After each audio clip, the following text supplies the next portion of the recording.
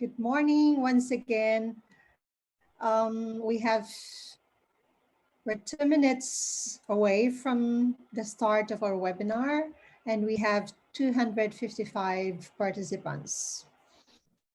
I think others are coming. We have actually 1,000 registrants. We're hoping they could join us at any point in time and any point during the webinar. Facebook link. So for our house rules, we would like to request the participants to kindly mute your microphones during the webinar proper when you are not using it. Please turn on your cameras when you are speaking. And if you have questions, write your questions in the Zoom chat for the panel discussion at the end of the workshop. Electronic certificates can be generated after answering the evaluation form. This will also serve as your attendance to the event. The evaluation form will be shared towards the end of the webinar. So we're 372 participants now at the moment.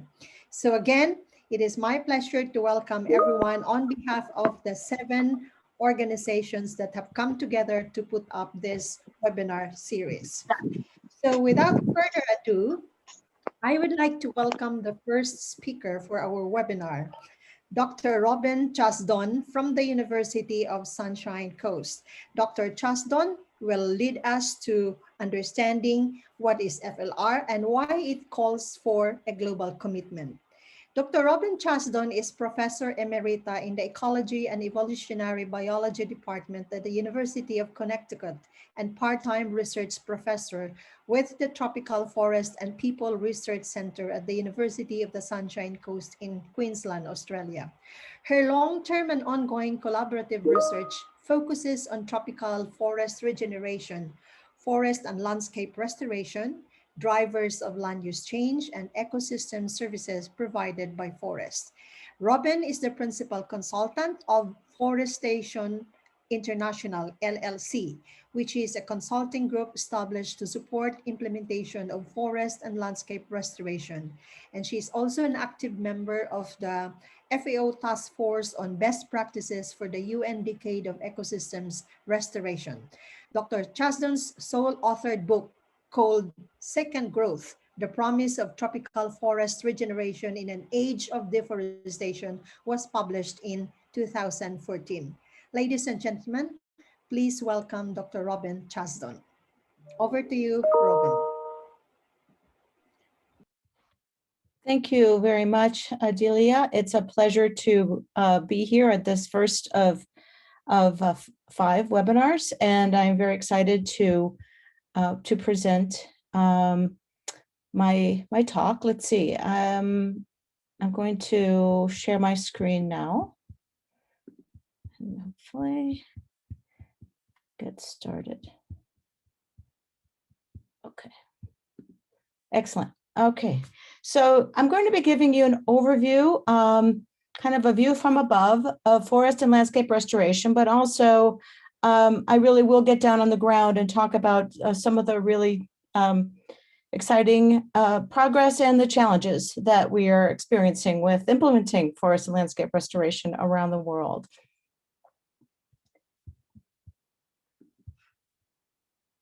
And first off, we've really done a lot of damage on our planet, and what we're experiencing right now is sort of this triple crisis with the climate crisis, the biodiversity crisis, and now the pandemic and economic crises all over the world, plus other types of social crises.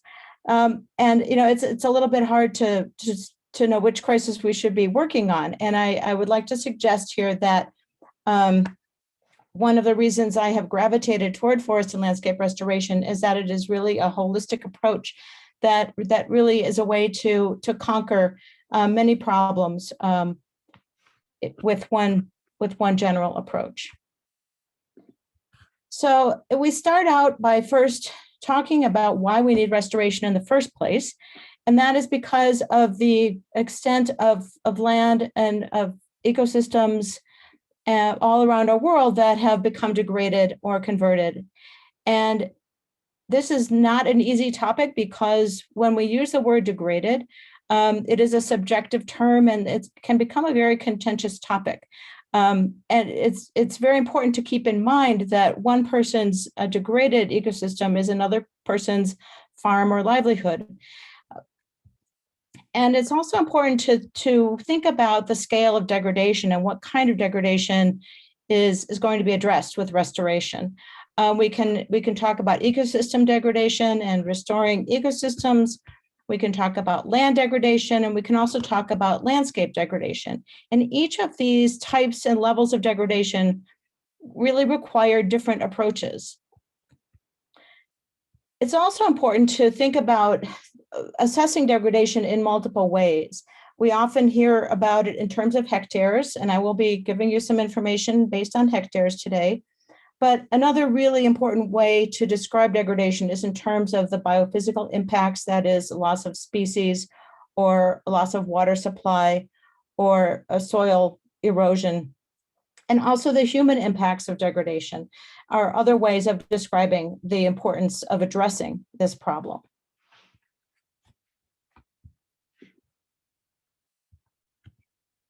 Worldwide, the numbers are suggesting that close to 40% of the global population is adversely affected in one way or another by land degradation. And these numbers are growing rather dramatically. So this is clearly an issue that we must address.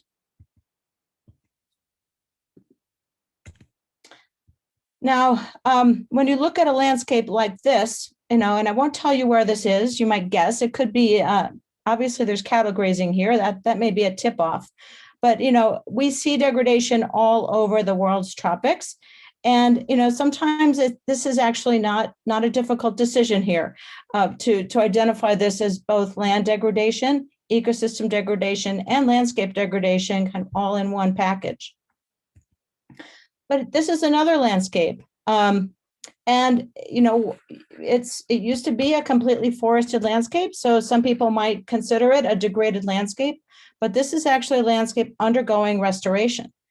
And it's hard to tell when you look at a landscape at any point in time what trajectory it's on. So that's also a very important aspect of defining degradation and priority areas for restoration. A recent publication by the International Tropical Timber Organization did an assessment of how much degraded forest there is in the tropics. And in this more recent assessment, they found 930 million hectares of forest that they classified as being degraded. These are areas in these two columns where forests have been opened up for logging, degraded or logged forests, unsustainably managed forests, and forests regrowing after disturbances. And also forests in mosaic landscapes. Now, again, some people would not call these degraded forests. They may be very precious areas of forest that are offering still services for people. So we have to be careful about the label. But I just want to point out that this is 62% of the total tropical forest cover. And it probably is an underestimate because not all degradation is being recorded as such. And it does not include the production forests as well. And many ecologists would consider these to be degraded forests as well. So again, a very subjective way of defining degradation. Now, ecologists have been using a variety of different approaches to also understand the scale of deforestation and forest degradation and the scale of restoration potential globally. This is a study by Baston et al. That was published in Science, received a huge amount of attention. And by their estimate, there's a potential of 0.9 billion hectares. Not that different from the estimate I gave you earlier, but that was the earlier estimate was just for the tropics. So this is for the entire globe. And this is yet another estimate that was made looking at areas that used to be forest ecosystems that are now converted to agriculture or grazing land. They're no longer forest ecosystems. And this estimate found that globally, over 1,000 million hectares of converted areas were in tropical forest biomes. The intensity of this green color is the percentage of forest that has been converted in those areas. And you can see wide areas of the tropics where all the forest has been converted. So what do we mean by forest landscape restoration? And this is also a term that has had various definitions over the years and probably will continue to be defined differently. But this is the most recent definition from the Global Partnership on Forest Landscape Restoration that defined it as an active process that brings people together to identify, negotiate, and implement practices that restore an agreed optimal balance of the ecological, social, and economic benefits of forests and trees within a broader pattern of land uses. So this is really a very broad concept that doesn't just imagine that forests are going to be completely repopulating the land. And in fact, there are 7 different intervention types that are considered sort of within the portfolio of forest and landscape restoration. So it really does envision humans in the landscape and people using lands for agroforestry, for improving fallow, for silviculture, woodlots, as well as for natural regeneration of forests and protecting watersheds. And this is an example of what it might look like in a landscape where you have all kinds of different types of forest conditions. At one point, this might have been continuous forest cover, but now we have people using these areas for food security and water and agriculture and all kinds of recreational opportunities. The idea is that forest landscape restoration can meet many of these needs. This is another example in the Philippines where FLR is being practiced as a community-based watershed restoration project. And here we see an attempt to incorporate all kinds of different existing forest types, such as secondary forests, coconut plantations, but also plantations of acacia here on the hillside to provide for timber and also to stabilize soils, and agroforestry systems. And then some blocks here where there's going to be reforestation. So it's a mixture of different types of forests. This is another example in Colombia, where we have conservation of native forest fragments on the steep slopes, natural regeneration in areas with a low productive potential, also on steep slopes. The third is eucalyptus woodlots on the flatter areas for timber and firewood, and those are on areas that were formerly pasture, and restoration in silvopastoral systems on flatter terrain, and then mixed species restoration in the buffers of riparian zones.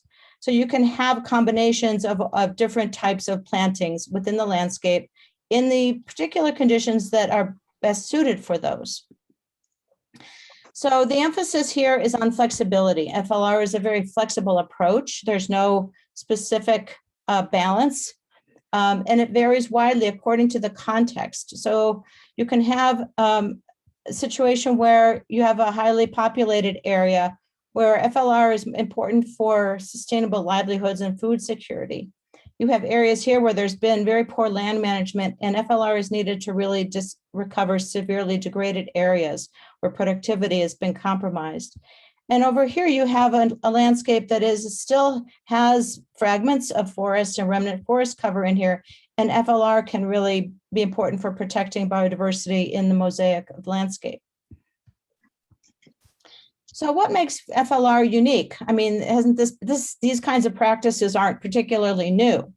And what's interesting is that FLR is special because it's combining all of these practices, and it is a process that unfolds over time. It's not just something that is implemented in one moment in time. And engagement of local stakeholders is very important, as are socio-ecological principles that it is based on, and long-term commitment and investment. And it really is an attempt to move away from the past practices that have been ineffective or have caused degradation in the past. So it also is one of a family of integrated landscape approaches. And these are the 6 core principles of forest and landscape restoration. There are a variety of versions of these out there, but these were the ones in the Global Partnership document recently. And you can see that it's not just about planting trees, it's about focusing on the whole landscape, engaging stakeholders, maintaining and enhancing whatever natural ecosystems there are in the area, restoring multiple functions of the landscape. This is a huge component. And it's very much about the local context and about managing adaptively so that there's a long-term trend toward restoration. And these 6 principles are really very linked with enabling factors that I have here in the middle that are all part of how we govern, how forest and landscape restoration can be governed to be effective. And I just wanted to point out here that some of these principles, like engaging stakeholders and tailoring to the local context, apply to all of these enabling factors for forest landscape restoration. They're really, really critical. And others are more focused on how we implement at the landscape scale, how we maintain and enhance natural ecosystems, and so on. So it really is a multifunctional approach. It's very important, as I mentioned, the balance. It's all about mediating trade-offs and negotiating these trade-offs. So some of the trade-offs we find at landscape scale are whether to focus on productive systems or regulating or supportive ecosystem services. Whether we should focus on material benefits from restoration or more of the non-material benefits. What is the emphasis between short-term gain versus long-term sustainability? Are we going for the carbon storage? Are we really going to focus on biodiversity conservation? Should we be using native or non-native species? All of these issues mean that we can conduct a variety of different interventions within a landscape and balance many of these things out. And that we really need to think about this as a system. We're creating a new system where the benefits and outcomes are feeding back to nourish the capitals and enhance the enabling conditions so that we're creating a sustainable socio-ecological system.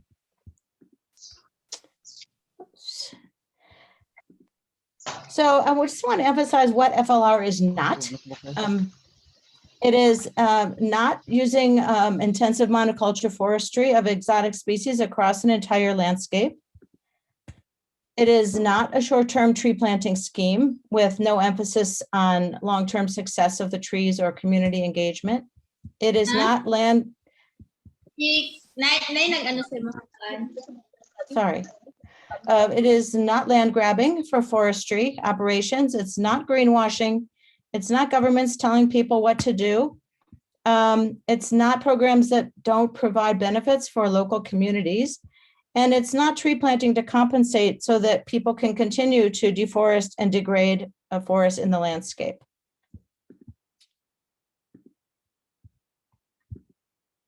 And it's also important to think about this as if LR is not really a project. It's not like you can do this for a 3-year project and say, great, I did it. It's got to have long-term follow-up, and you need to have an exit plan if control is being offered to the local community after it's begun. And it is definitely not a race to break a tree planting record. As we have seen in many countries, including the Philippines, these records that are make the news and bring a lot of attention to tree planting. How many? This 64,000 trees. That is really not what FLR is all about. Now, I'd just like to mention a little bit about global commitments. And there was a very recent analysis of this. And it, again, you know, we're getting into very, very high numbers, close to 1 billion hectares, the higher estimate of areas that could be restored or undergoing restoration, where commitments have been made over 115 different countries. And this is just some example. The estimates go from up to around 770 to nearly 1,000 million hectares. And they're distributed according to these different Rio conventions here. And this is interesting because we have we have several different conventions and international challenges now that are bringing out commitments from countries, including the NBSAPs from the Biodiversity Convention. And this is for the IPCC. So, and the bond challenge is sort of along with those also gaining a lot of international commitments. And this is the distribution of those commitments across different countries. I want to point out here that there's a huge contribution here from Africa, way beyond its share of area compared to all of the other areas of the world. Also, Central and South America and China are among the top commitments, but we're seeing very little from Europe, Russia and Central Asia, and Japan and Oceania, and Southeast Asia. Very few commitments are being made through all of these different conventions. And then what are those commitments to do? Because a good fraction of them are management and rehabilitation of forests, not what everybody would call restoration, but in some cases, more than half are for restoration and protection. And we don't yet know exactly how the bond challenge is going to work out in that regard. I can't get my cursor. There we go. So yes, we have 74 countries that have made bond challenge commitments, totaling 210 million hectares. But it's still unclear, exactly how that is going to shape up. And all this is leading up to the UN Decade on Ecosystem Restoration, which will be launching in June. And this decade is really designed to galvanize attention and action over the world to prevent, halt, and reverse the degradation of ecosystems. There are three main goals here that enhancing the commitments that I just mentioned, but actually following through on them, increasing how restoration can bring multiple benefits, and applying our knowledge of ecosystem restoration to make the right decisions within the public and private sector. And it's really about overcoming some of these barriers that we all recognize have been big barriers to restoration at large scale. So we have particular challenges associated with forest landscape restoration. I'm not going to talk about these all, but just it is difficult to conceive sometimes, even to conceptualize what the landscape is, because this can have different dimensions in different places. And how do we ensure the long-term persistence and adaptive management? How do we decide where and how to do the restoration? And how do we know that we're doing it well? What are the criteria and indicators of success? So in order to really move forward, we need tools and not prescriptions for FLR. We need tools for doing a better job of assessing these opportunities for restoration, evaluating the costs and benefits of different options, prioritizing the outcomes, generating the consensus among all the stakeholders involved, and identifying trade-offs and constraints. These are very difficult things to do, and we need better tools to do them. This is my new book. No, I'm just kidding. But we don't have a book like this that you can pull off the shelf, and it'll be a guide for how to do forest and landscape restoration. It's very much something that you have to build on the ground with the stakeholders and partners involved. And navigating all of the steps involved are really difficult and challenging. So I'm not going to present this as being easy to do.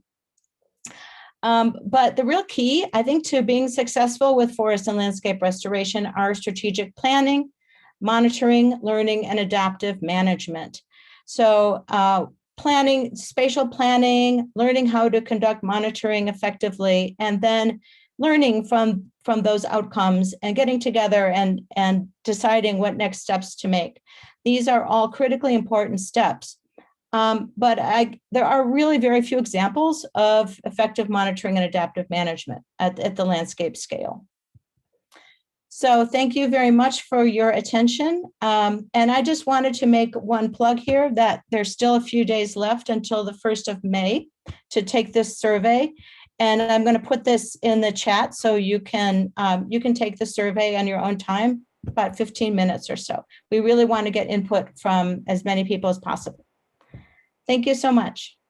Thank you very much, Dr. Chasdon, for setting the stage for our next speakers to follow on in today's webinar. We would just like to acknowledge the participation of Deputy Speaker Lauren Legarda from the Philippines House of Representatives. She is online already. And to announce that we are now 513 participants. On to our next speaker, ladies and gentlemen, please help me welcome Dr. Dennis Garrity.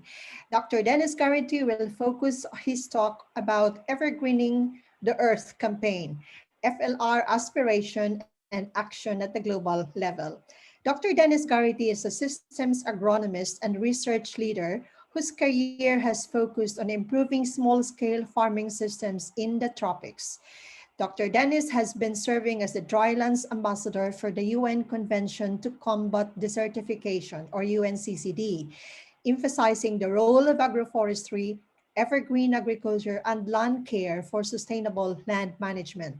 From 2001 to 2011, he served as the Director General of the World Agroforestry.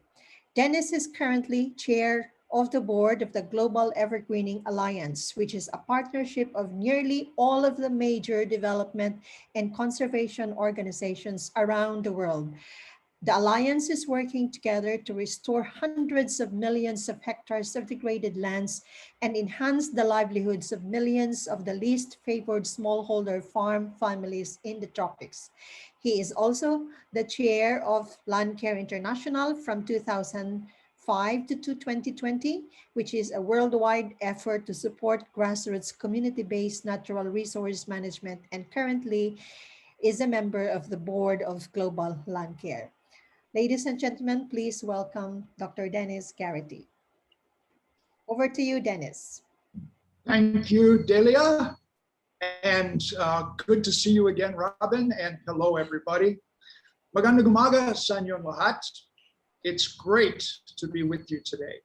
I'm speaking from the campus of the University of the Philippines at Los Baños, and I first want to congratulate Delia and the team for launching this exciting webinar series leading to a national restoration conference later this year. I must say that it is thrilling to have the Honorable Lauren Legarda and so many other restoration champions with us here today, hundreds of them. We'll be highlighting the progress and opportunities for invigorating a national movement to accelerate the evergreening of the Philippines. I'm going to be talking about the important role of the Philippines in leading the way to make the great transition to an evergreen Earth. We'll be focusing specifically on the opportunities for restoration in the Philippines and in the context of the tsunami of interest around the world that has been building during the past couple of years, recognizing the crucial importance of restoration in stopping and reversing the catastrophic trend in global warming, while also enhancing livelihoods and conserving precious biodiversity. Let's get started with some pretty good news. Tree cover in the Philippines is increasing again. This is quite encouraging, and it's really a big deal because for over a century, the forest cover of this country had been on a very long and steep decline. But not any longer. The tree cover has begun to rebound, slowly perhaps, but the curve is now upward in the right direction. The question is, can this positive trend be accelerated? Can we bend the curve upward and build up to a real momentum in the coming years and decades? And could this encouraging trend be the basis for such a national movement that mobilizes action in every community, in every part of the country, and does so in ways that benefit local people. I, for one, believe it can, and I believe that Filipinos everywhere can begin to rally around this goal. Why? Because I've been engaged in the process of making this very rebound happen in many countries in other parts of the developing world, particularly in Africa. We'll get back to this topic a little later, but now I'd like to zoom out and to examine how this budding movement fits into the global picture. As Delia mentioned, I chair the board of the Global Evergreening Alliance. The Alliance now has over 50 member organizations, and they include virtually all of the biggest development and conservation NGOs working around the world, as well as many regional, national, and local organizations and key research organizations that provide technical support. The Alliance's mission is to achieve massive impact in land restoration globally. It has mobilized its members and our partners in the United Nations and in governments throughout the world to implement regional and national restoration programs. And by the way, if your organization wishes to join us, just let me know. It's a simple process to get engaged. We've been developing and implementing a portfolio of regional restore programs. And these range from Eastern and Southern Africa to Australia, South Asia, Latin America, West African drylands, and the East African drylands in a program called the Landscape Platform Asia, which Delia is one of the major coordinators. But we knew that we needed to do more than simply engage in restoration. We needed to spearhead a big, hairy, audacious goal to inspire action at all levels, from the global right down to the individual community, to take urgent action on restoration. We analyzed the abundant recent literature that shows clearly the enormous potential for nature-based solutions to be a cornerstone of the carbon dioxide drawdown effort. Peer-reviewed studies published in Nature and Science journals showed just how great the potential was to establish 1 trillion or more trees on Earth and to restore degraded soils and ecosystems everywhere. Taking this evidence base, we developed a white paper that captured the magnitude of the possibilities for drawing down carbon dioxide from the atmosphere. We added up the streams of realistic possibilities, and we established a goal to be capturing 20 billion additional tons of carbon dioxide every year by mid-century, while improving livelihoods and caring better for the land. That goal is the basis for the Evergreening the Earth, Green Up to Cool Down campaign, which was launched at the United Nations a year and a half ago. And we are determined to achieve it. Now, as you know, carbon dioxide levels in the atmosphere have been going up and up, mainly due to fossil fuel emissions. This trend has been the fundamental driver of rapid and catastrophic climate change. It is now, as Robin emphasized, a climate emergency. Now, currently, carbon dioxide emissions are almost 40 billion tons, as you see here on the graph in green. And when you add in the emissions of methane and other greenhouse gases, the total reaches over 50 billion tons per year. We all know that we've got to reverse this trend immediately, and thereby reversing our willing destruction of our planet. We are exhausting our atmospheric carbon budget. Now, the models from the IPCC show that we must race to zero in fossil fuel use by 2050, as projected here in their graph.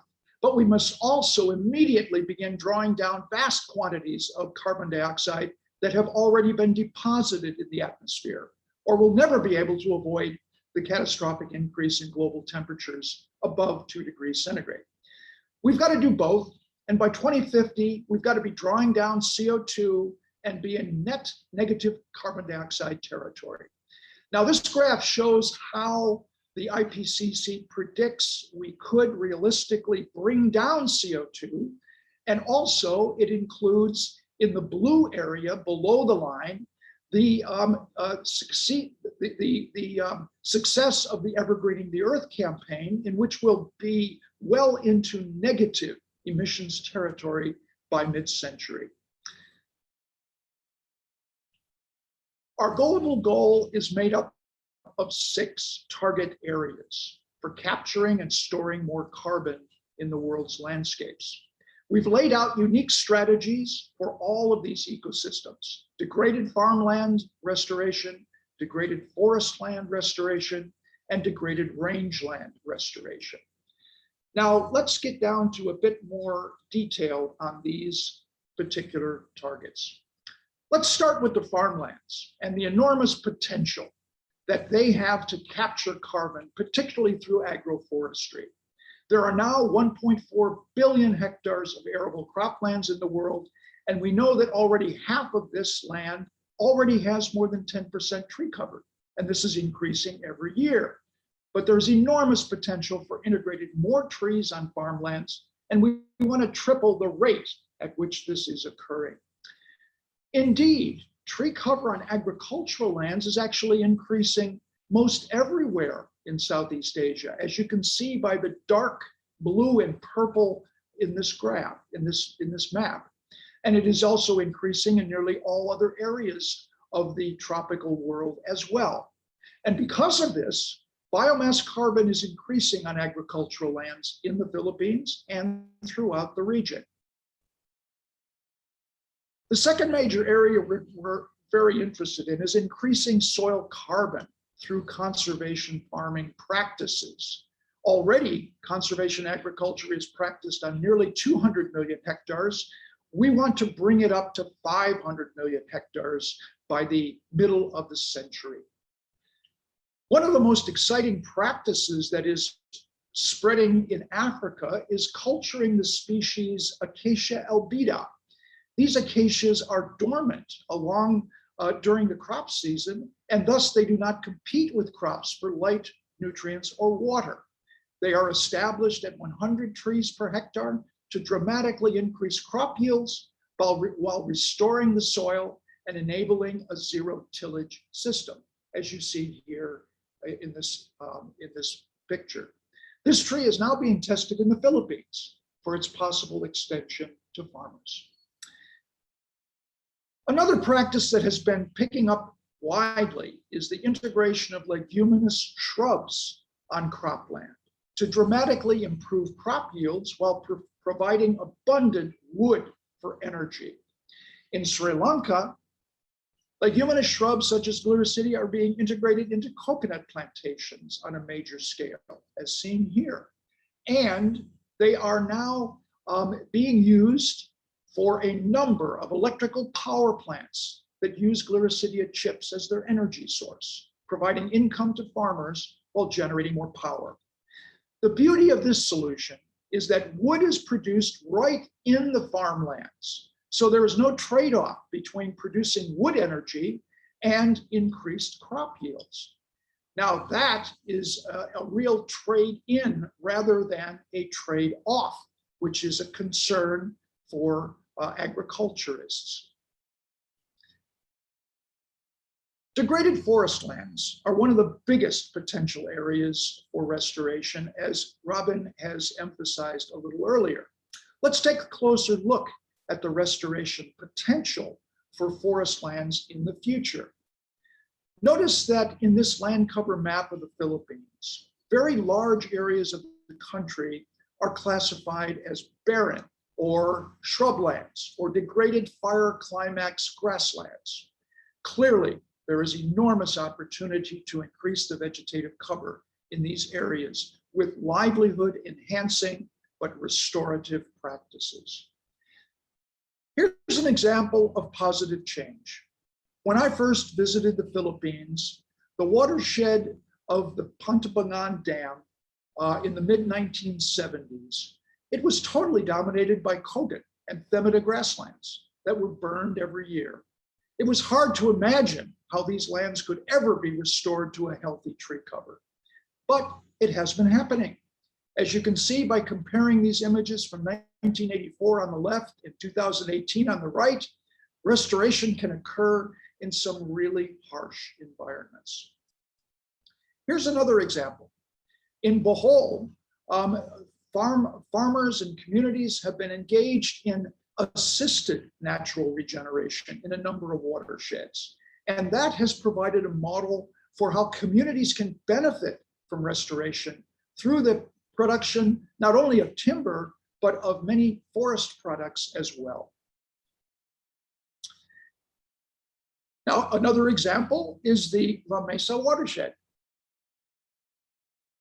La Mesa is a watershed near the capital region, and it is now regenerating from these historical analyses of the entire country through studies led by Rodel Lasco and the ICRAF team, and it shows a guide for prioritizing future restoration efforts.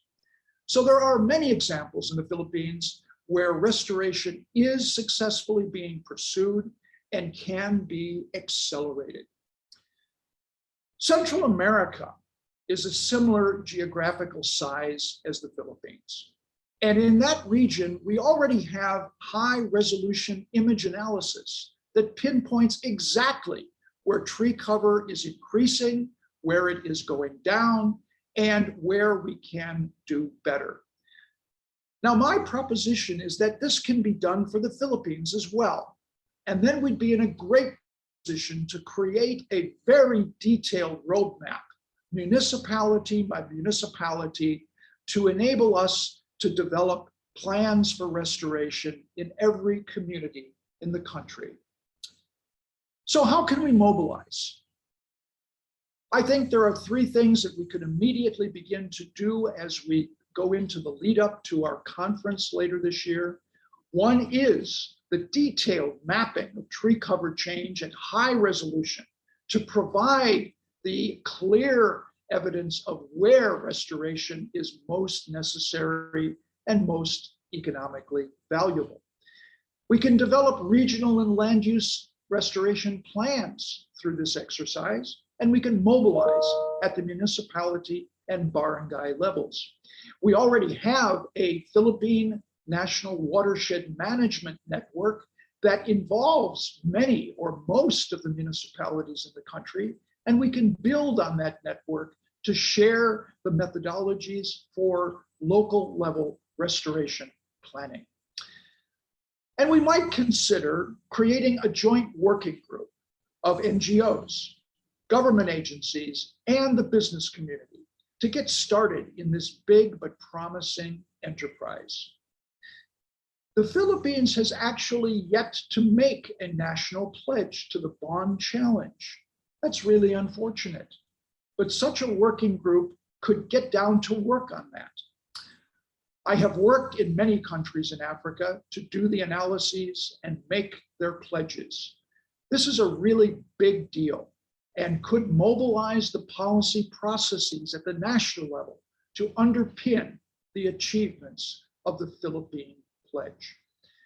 So here is the race to zero in the Philippine context. And by engaging, the Philippines can also take advantage of the accelerating carbon credits markets that are now driving thousands of corporations who have committed to race to zero, zero emissions by 2050, and they are looking to invest in restoration as an option to enable them to meet their targets.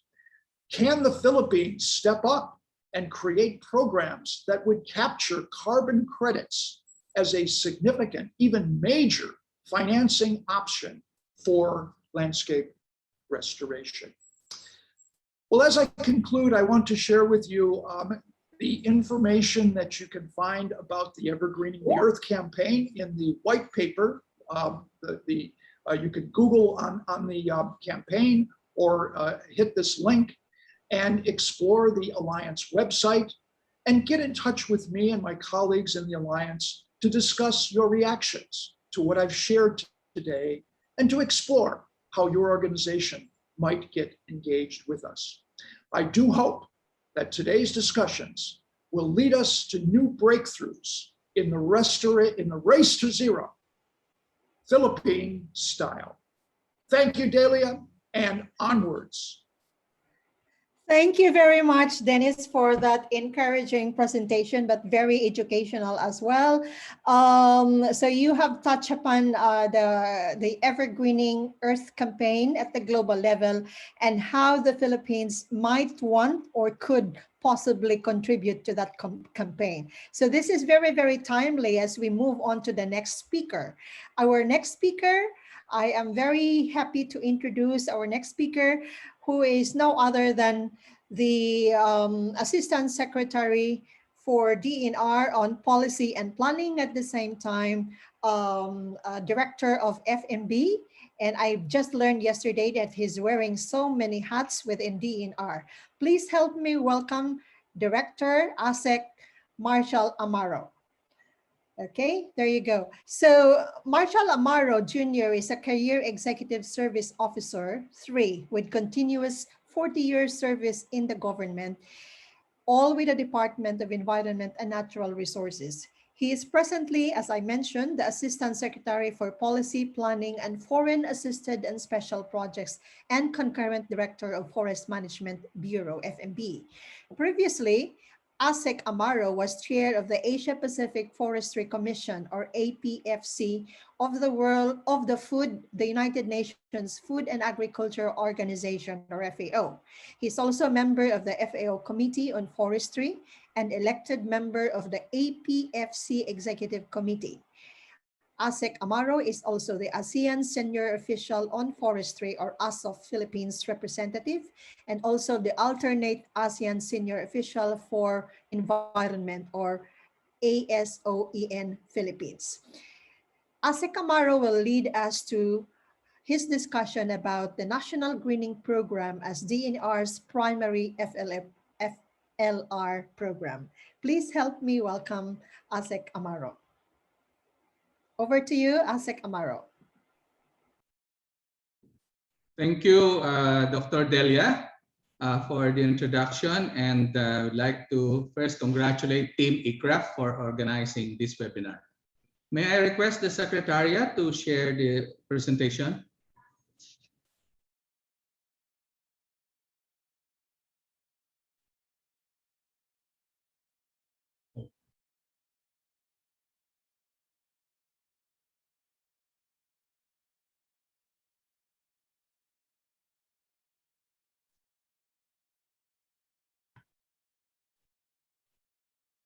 Okay, I'll do it.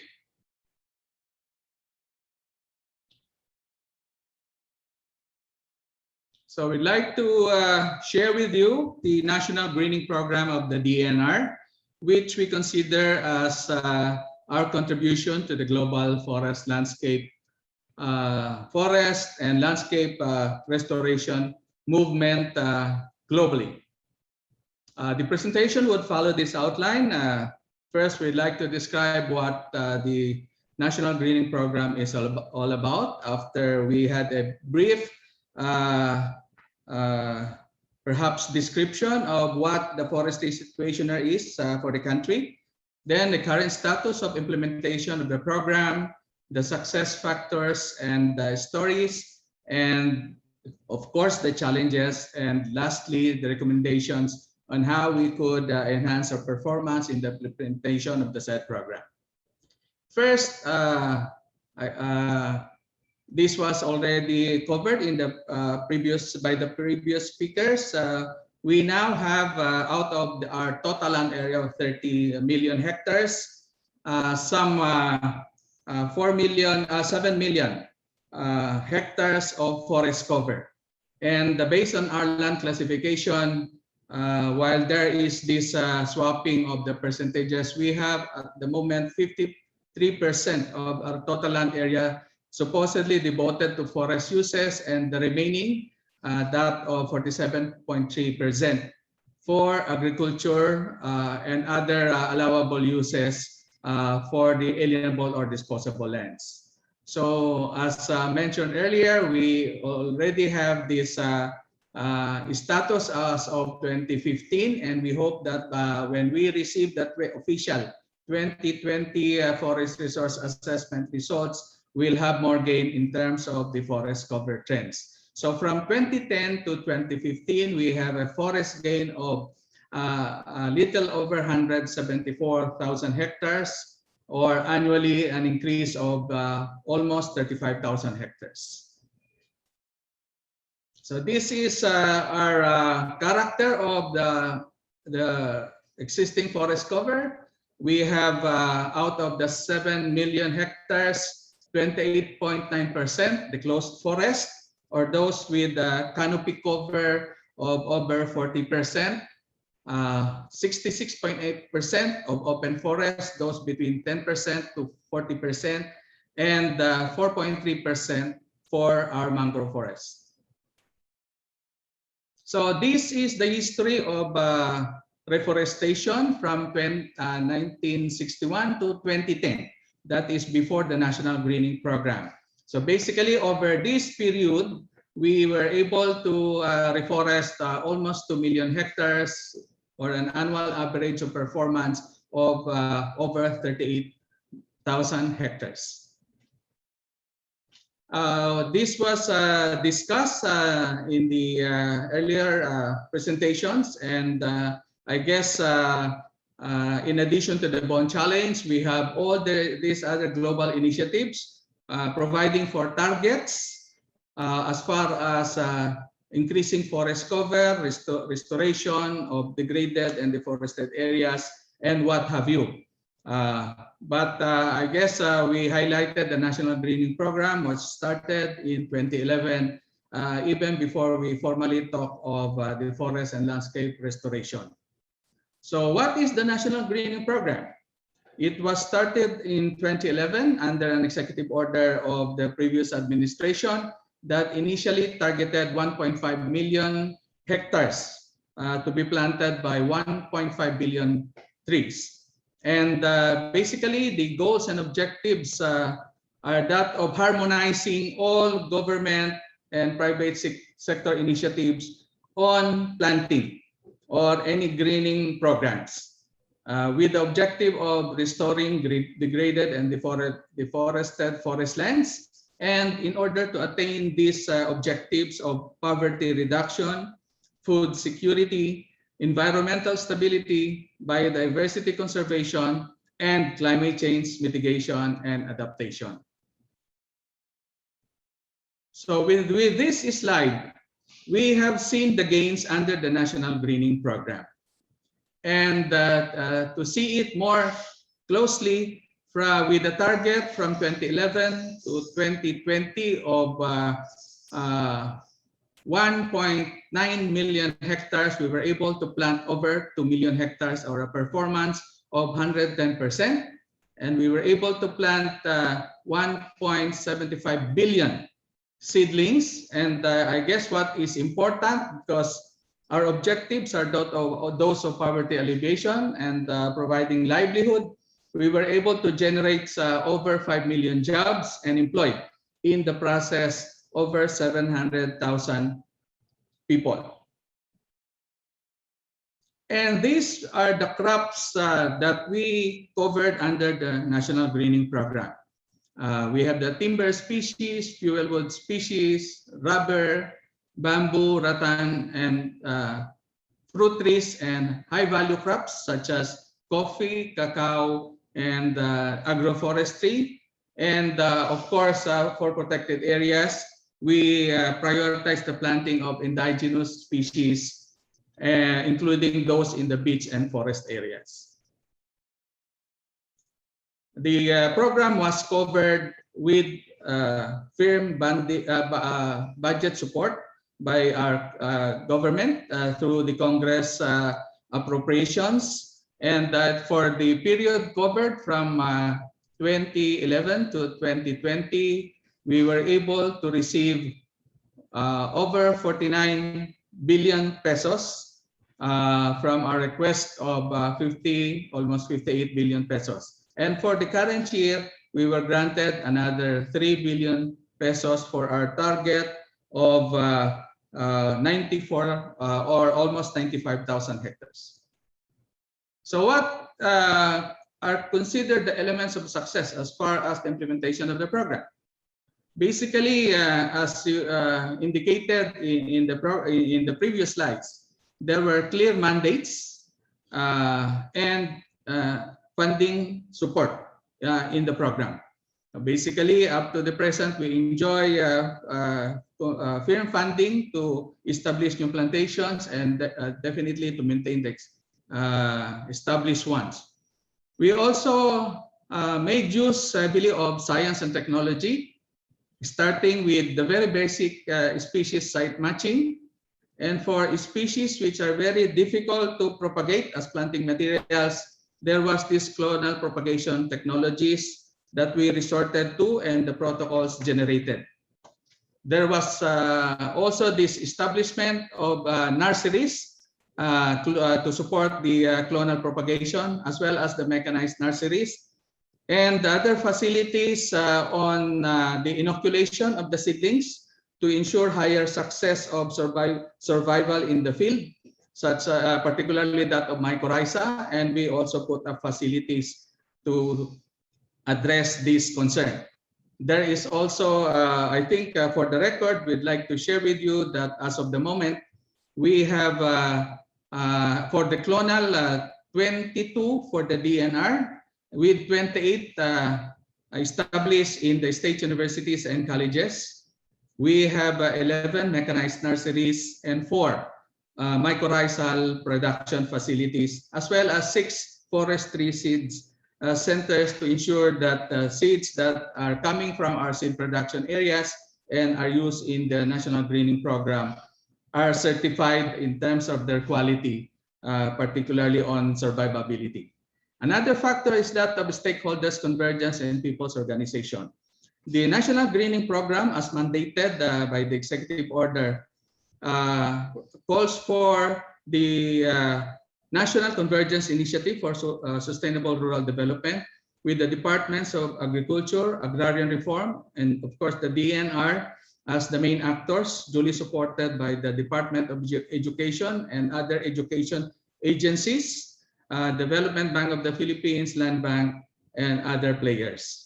We also have the active participation of the private sector, and to name a few, we have the SM Group, we have the Aboitiz, Nestle, ABS-CBN, and civil society organizations such as Pantay Kalikasan, Foundation for Philippine Environment, to name a few. Of course, the elements of success, and I think what is serving as inspiration, are the creation of livelihood opportunities, social enterprises, and investments that we will see in the following slides.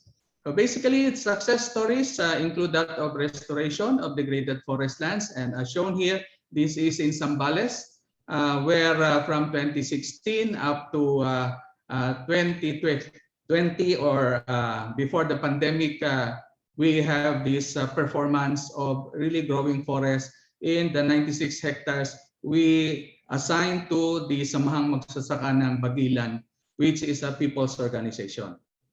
We also have this 27 Benguet Pine Plantation developed by the Barangay Mabalite Binadang Association Incorporated in Tadian Mountain Province. Of course, this agroforestry plantation, which is in Samar, Santa Rita, of 50 hectares. And I think the major gain is that of Empowered People's Organization, which we partner with in terms of really developing these areas into National Greening Program plantations. As an offshoot of their engagement, livelihood, which are not necessarily forest-based, were created as spin-offs and enterprises developed. And an example is this in Davao Oriental, that of the Po Kinablangan Development Association, where they now have this floating cottage which serve meals and generate an average of income of 1,000 to 4,000 a day. This, I believe, is before the pandemic. We also have this Simbalan Rubber Farmers Association, which put up a coffee shop and is flourishing. Again, I believe this is before the pandemic because of the restrictions. And I think what is quite unique is this organization of Kalabuan Hitgaunon Farmers Organization in Esperanza, Agusan del Sur, where we had 190-hectare project assigned, and out of their perhaps the revenues and profits they shared, they were able to establish a school, hired teachers to teach their children. So we now go to the challenges, where there are still a lot of challenges, particularly under the enhanced or expanded national greening program, where we are tasked to cover the remaining areas of deforested and degraded forest lands. One serious concern is that these areas are already quite distant and inaccessible, and therefore may be not economically feasible to subject to rehabilitation under the existing norms and procedures and practices. We also have for the established plantations continuous occurrences of fires, some pests and diseases, and other forms of destruction, mostly man-made. There is also this challenge of conflicting policies with other government agencies, particularly on the claims of these agencies over the areas which we are targeting or have targeted under the program. And of course, quite explanatory that of peace and order situation in some of the areas. And of course, we also have these issues on survival rates, considering the target that we set at 85%. We're getting there, hopefully very soon, so that we would factor in more interventions to ensure that the survival or the forest that we aim for, that would address the other objectives of biodiversity conservation and climate change adaptation and mitigation would be realized as well. Of course, for those that have gone ahead in terms of being successful, particularly for the high value crops, that of engaging partners in product development and packaging, as well as other technologies on processing, harvesting, and marketing. So we now go to the last item, that of our recommendations on how this program could be accelerated and enhance our performance. First, we'd like to really strengthen the livelihood of communities which have been engaged through the NGP. By way of really scaling up to enterprise, that of enterprise development and value chain analysis, particularly on the high value crops, such as now bamboo, coffee, and cacao. Then we also have to resort to the use of technology in the monitoring and evaluation of established plantation, is in as much as the areas which were covered by the program were really distant, inaccessible, and made more difficult, especially with the pandemic, where people are restricted, were restricted from undertaking the necessary activities. To improve our monitoring and evaluation and to ensure that what are reported as our survival rates and performance are really addressed. And of course, especially now that the DNR was tasked to co-lead some of the task forces, particularly that of the Build Back Better Task Force, to have all the systems, the necessary information, and perhaps the political will to really provide for the rehabilitation of the priority critical watersheds, particularly the priority ones, such as the Cagayan River Basin, the Upper Marikina River Basin, and the Bicol River Basin. And of course, we will just have to continue enhancing on the elements that we found successful in our ability to deliver the program, such as that of really engaging more private sector representatives, the civil society and people's organization, the other non-government, other national government agencies for support and assistance, and of course, as mentioned, that of product development, and perhaps later on, access to funding assistance, further funding assistance, which are no longer eligible under the government program, and crop insurance. So with that, thank you very much for the opportunity given the DNR and the Forest Management Bureau to share the NGP experience so far in this forest and landscape restoration webinar. Thank you very much and a pleasant day to one and all. Thank you very much, Asek Amaro, for the very informative presentation you gave about NGP. There are many questions addressed directly to you, but then we're keeping them in the chat box. So please hang on until the plenary and question and answer portion later. So without further ado, I would like now to welcome the next speaker because we are running a little bit of time late. So we would like to welcome Engineer Samuel Contreras from DABSWM. Engineer Contreras will lead us to discuss about land degradation neutrality, a multi-stakeholder FLR agenda.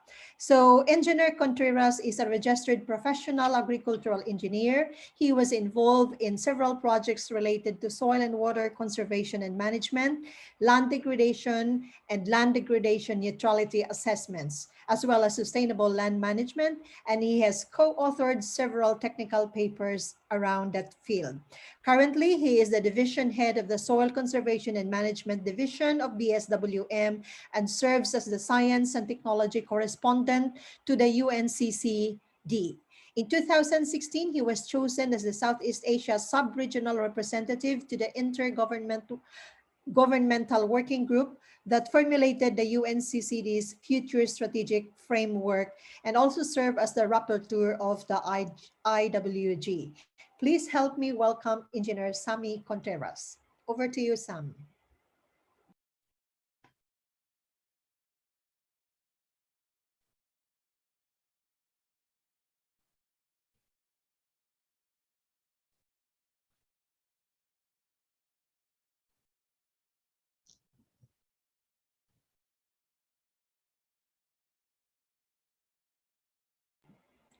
Sammy, please come in.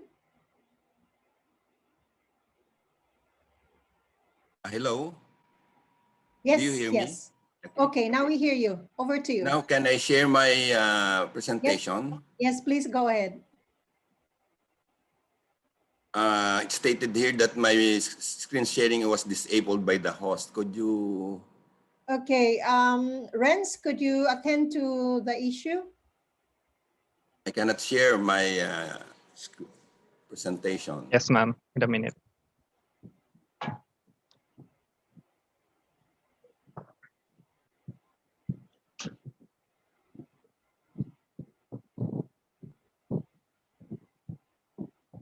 Okay. Okay. Do you see that my presentation? Okay. Well. Yes, sir. We can see the presentation. Okay. Thank you. So first of all, I would like to thank Ms. Del for giving a very kind introduction. And at this point, I would like to thank the organizer, ICRA, for inviting us in this webinar to present the Philippine land degradation targets and strategies. Well, I would say this is another opportunity for us to create more awareness and advocacies about LDN so that more stakeholders will join us in our journey to achieve land degradation neutrality. I would say that this has also an implication with our forest landscape restoration agenda, because LDN response hierarchy of avoiding degradation, reducing degradation, and restoring degraded land are also included in the forest landscape restoration approach, aside from the fact that LDN associated measures deal much with intervention on forests. Actually, land degradation neutrality is embedded in Sustainable Development Goal Target 15.3, with the mission that by 2030, we combat desertification, restore degraded land and soil, and strive to achieve land degradation neutral world. And I would say this is within the concern or purview of the United Nations Convention to combat desertification. And so at the UNCCD's COP12 in 2015, the land degradation neutrality concept was introduced and defined by parties as a state whereby the amount and quality of land resources remains stable or increases within specified temporal and spatial scales and ecosystem, or simply there will be no net loss of healthy and productive land that is in reference to a baseline. I would say that this is a big challenge as we put more pressures to our land to provide food, fiber, biofuel, and forest products, and space for human settlements to satisfy the increasing demand of the increasing population. So that if you are travel around the country, you will observe our landscape being subjected to various forms of land degradation, from soil erosion, vegetation degradation through deforestation, and many forms of land conversion.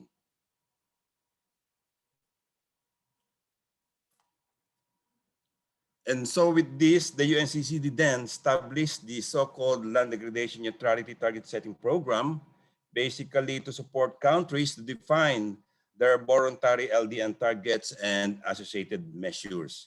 The Philippines is one of the 122 countries which committed to pursue voluntary targets, and we submitted our final LDN technical TSP report on June 15, 2018. Land degradation neutrality has, I would say, 4 building blocks, which in the form of which form the basis of this LDN target setting process. In building block 1, here, we try to leverage LDN and encourage stakeholders to be engaged. Under building block 2, we assess the current state of land degradation and determine the drivers behind those processes. We establish our ambition here to combat land degradation in building block 3 by determining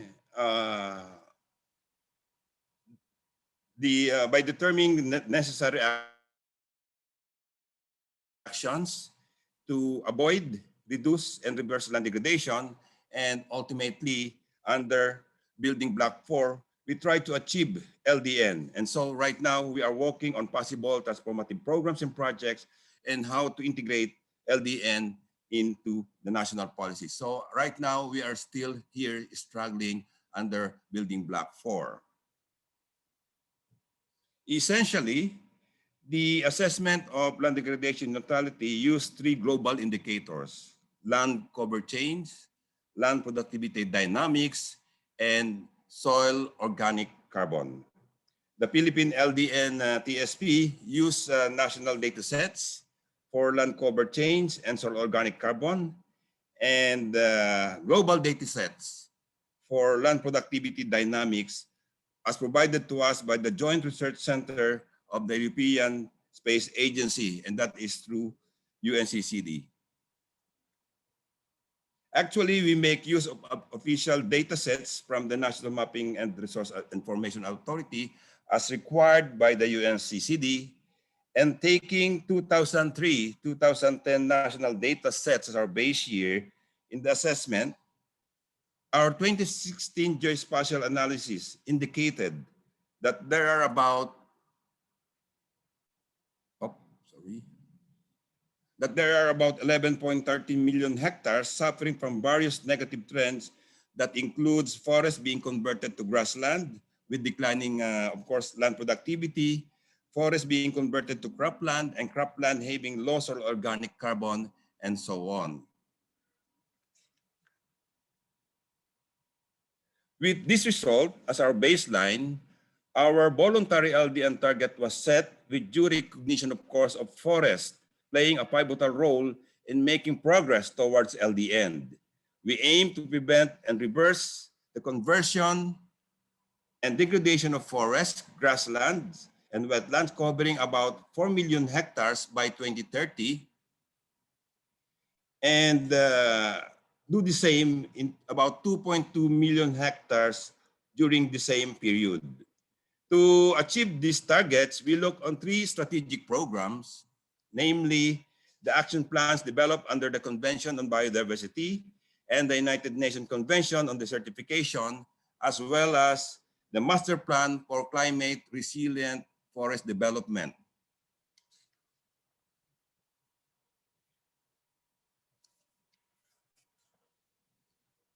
taking forests as at the center of land degradation neutrality, the UNCCD produced a special publication named and entitled Forests and Trees at the Heart of Land Degradation Neutrality.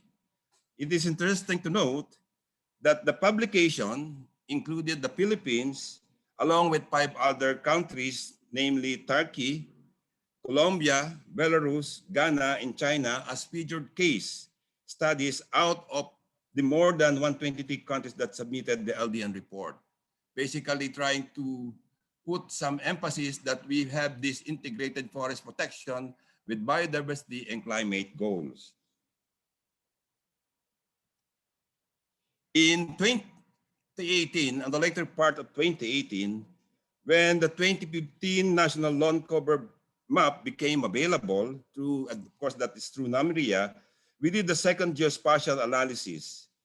And it showed an improvement that is from 11.13 million hectares of areas with negative trend in 2010, it went down to about 8.52 million hectares, which I would say is indicative that our intervention during the 5-year period is really working. It provides us that gain, though I said it is indicative because the result was not fully subjected to ground validation. We had the ground validation, but it's more of a partial validation. But nonetheless, I would say that it gives us a good appreciation of our efforts to continue to sustain these positive trends that we are now gaining. I would say that our LDN program is still young, and there are still a lot of challenges that we should overcome, and therefore appropriate measures must be put in place. While there are many land use and land management related policies, we still believe that we need a national policy framework that is solely dedicated to LDN. We also need to put a strong SLM development and land restoration programs and support mechanism that will cover technology innovation through R&D, knowledge sharing, information exchange and capacity building, tenure security and access right, and of course, financing and incentive mechanism. Of course, we are also in need to design more transformative projects because right now we are doing just one TPP in one major river basin in the country. And for monitoring purposes, we are also in need of up-to-date and high-resolution national and global data sets. While I would say there are challenges, of course, there are also opportunities that we could capitalize. For one, as I mentioned, we have our pilot transformative project that is almost complete for JEF funding that will address some of our identified challenges through, say, the enabling policy, environment creation, the enhancement of the capacity of integrated landscape management, and improving our management of cultivated landscape, as well as raising our capacity and awareness of all our stakeholders on sustainable land management, land degradation neutrality, integrated landscape management, including these BD-friendly agricultural practices. Aside from JEP as our funding mechanism, there's also the LDN fund that could be accessed by private sector entities for a more profit-generating SLM and land restoration project. And also, the global mechanism of the UNCCD provide us continuously technical support in the development of these land degradation neutrality transformative programs and projects.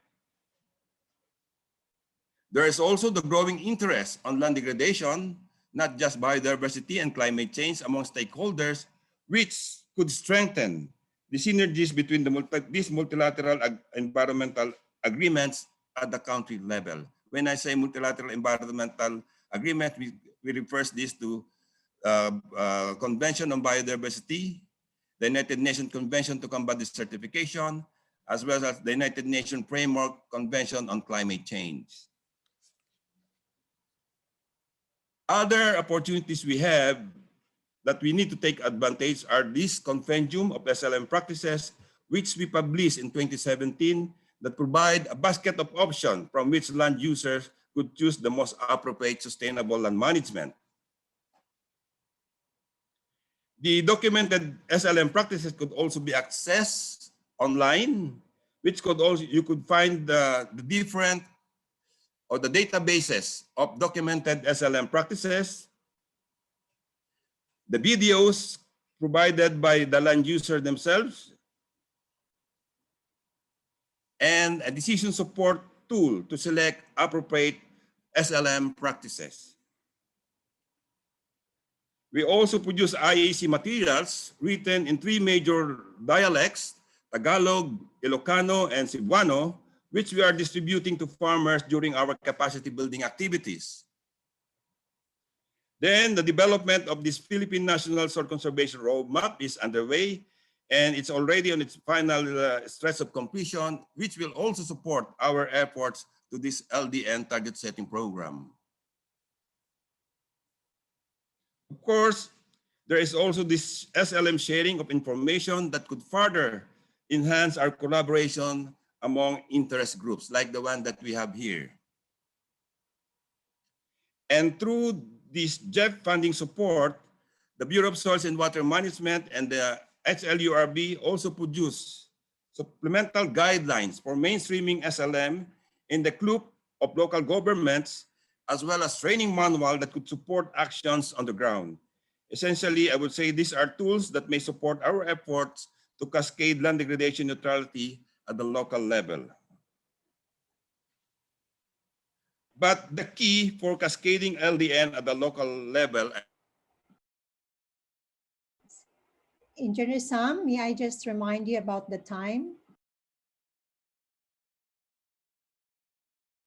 Sammy, we lost you.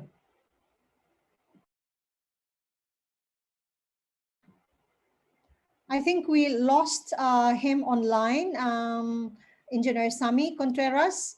So I think we will have to proceed to the next speaker who is waiting on the room already. I would like to us to welcome all together Deputy Speaker Loren Legarda of the Philippines House of Representatives to talk about FLR from a policy perspective. Deputy Speaker Loren Legarda is currently serving as member of the House of Representatives of the Philippines, representing the Lone District of the province of Antique. Prior to that, she was a 3-term senator of the Philippine Senate, where she chaired the committees on finance, foreign relations, and climate change, among others. The Congresswoman is well known to all of us as an advocate for the environment and has authored numerous policies, including the Water Act, solid waste management, to name a few. Congresswoman Legarda is currently also involved in the UNES DR Global Champion for Resilience, and also the UNFCCC National Adaptation Plan Champion.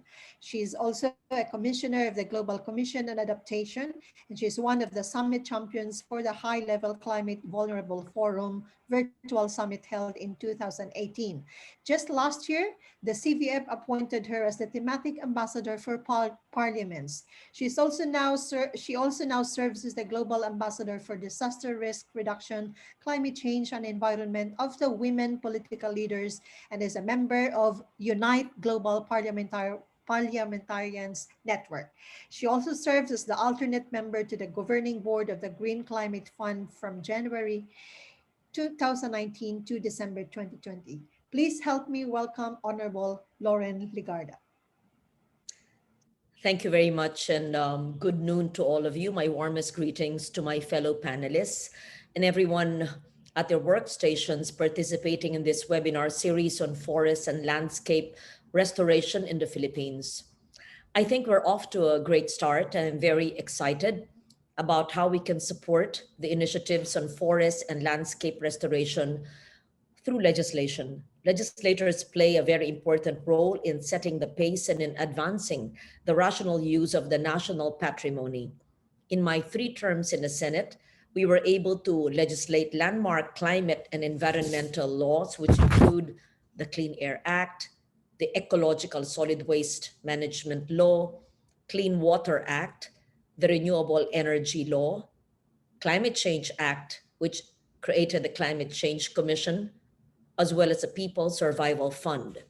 We also enacted the Environmental Education and Awareness Act, the National Disaster Risk Reduction and Management Act, the expanded National Integrated Protected Areas System Act, which legislated the protection and preservation of 107 important ecosystems, including our open seas, coastal areas, wetlands, and tropical forests, critical in our climate adaptation and biodiversity conservation mechanisms. Our Philippine forests continuously declined in physical and environmental terms. We know that forests are indispensable in the overall ecological balance of the world by acting as a home for biodiversity, protecting vital water and soil resources. Our forests and our protected areas are crucial to food security, water security, poverty alleviation. Our forests serve as major carbon sinks that help improve air quality and absorb carbon dioxide, causing global warming and rapid climate change.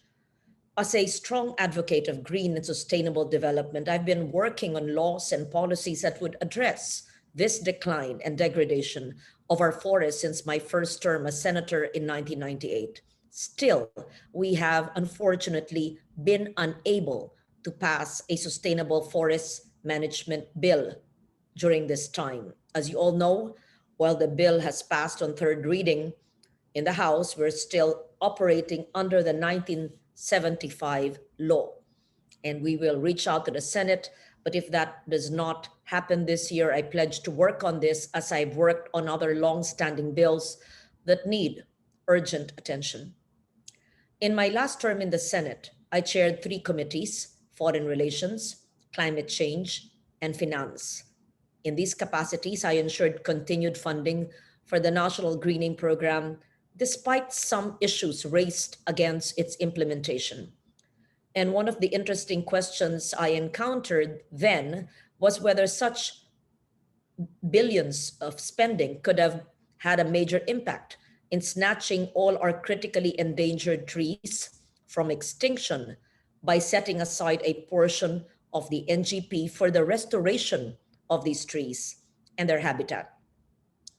I was well aware that large-scale efforts require an acceptance of a learning curve and that each ecosystem is different and will need a different restoration prescription, such that the department had to be given leeway to learn from lessons of the past. But it has been 10 years since 2011. We must expect surgical precision, contextual approaches, actions appropriate to each ecosystem type, firm partnerships, and other issues that were raised, but there's limited time to discuss it now. As representative of the Lone District of Antique in the island of Panay, one of the bills we are prioritizing in the House of Representatives is an ecosystem and natural accounting system, the proposed Philippine Ecosystem and Natural Capital Accounting System, or PENCAS law of 2021. The bill we drafted adheres to the UN system of environmental economic accounting introduced way back in 2006, approved by the UN Statistical Commission only this year. You know how conventional national income accounting works. We all know that the value of goods and services produced in a country is aggregated and formulated into development indicators like gross national product, gross domestic product, which then serve as measures of our economic performance.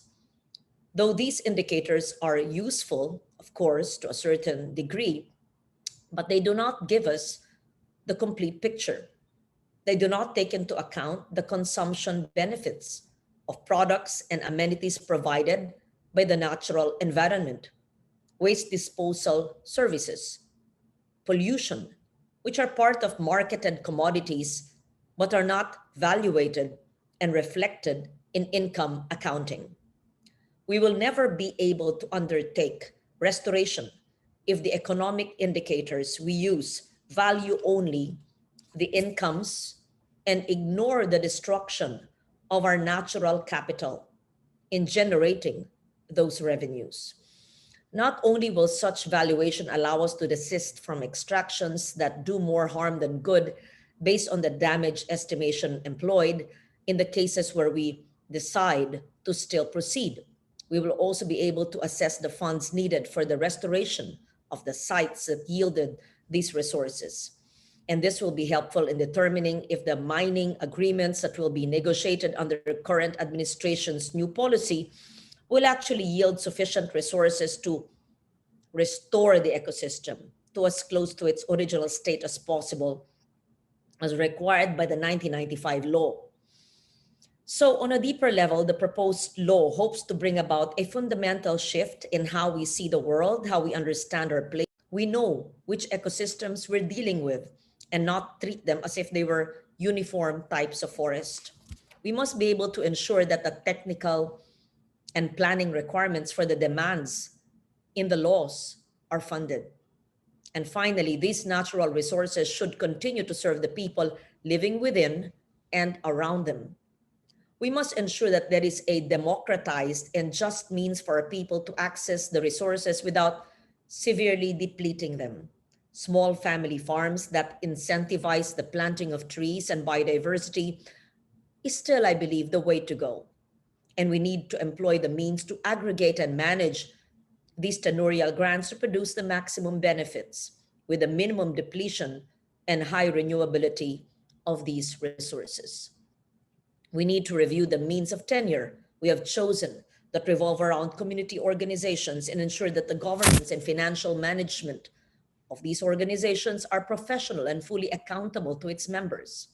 And for this, we need to ensure that internal allocation of resources within our partner organizations are also monitored.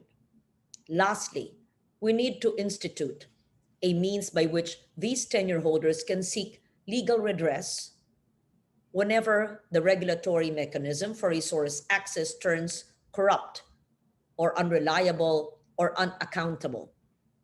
As we in Congress hold the power of the purse, we can ensure that laws are funded, or even to ensure that the whole national budget must be a restoration budget, must be a climate adaptive and climate resilient budget, one that heavily leans towards nature-based solutions that will bring about climate and disaster resilience outcomes. Our work is also to exercise strong oversight to ensure that executive agencies efficiently implement the laws to ensure that our people actually understand our laws, utilize them, benefit from them, seek accountability when these are not being implemented well. We need to keep on reminding ourselves that we don't have all the answers, especially for restoration and budgets for nature-based solutions. We must make full use of the knowledge of people living in and around the forest, especially our indigenous peoples. Restoration action is always local. We succeed and fail depending on how well we do at the level of communities, which are at the front lines. We need to once and for all accept that we cannot make enemies of the very people reliant on the forest and still expect them to help us protect it. Forest dwellers living in poverty and decimating the trees are themselves victims, and our task is to ensure the just distribution of benefits to those living in the margins. We can do this with the help of the urban populace who are seeking to go back to nature and finding well-being and sanity in forest bathing, in hiking, in treks. They have the capability to assist rural dwellers, both in technical capacity, as we've seen millennials troop back to nature to manage and to farm, as well as financial flows as tourists. All of us need to stand on a hectare or two outside the city, whether public or private land and say, and I quote, "Destruction stops here.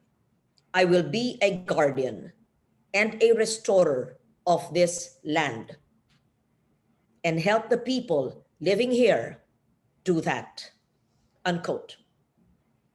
And we have to bring our discussions today to other global and national climate conferences and fora, most especially COP26 in November, CBD and other international agreements.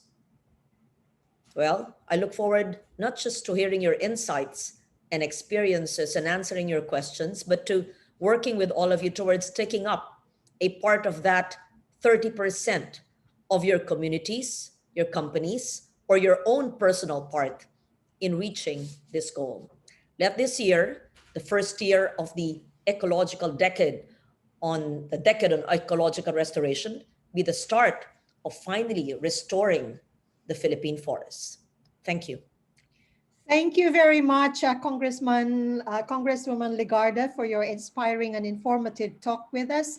Now we close this presentation from speakers, and now we would like to welcome the speakers to be ready for a short Q&A or panel discussion. So we are very happy to have our colleagues, Dr. Dominic Cagalanan from Restoration Initiative for Sustainable Ecosystems, and Dr. David Neidel from the Yale Environmental Leadership and Training Initiative to moderate our panel discussion. Unfortunately, we don't have so much time, and I hope that our participants and our dear speakers will stay with us even past noon. This is a rare moment for all of us, so please be patient with us. Thank you so much.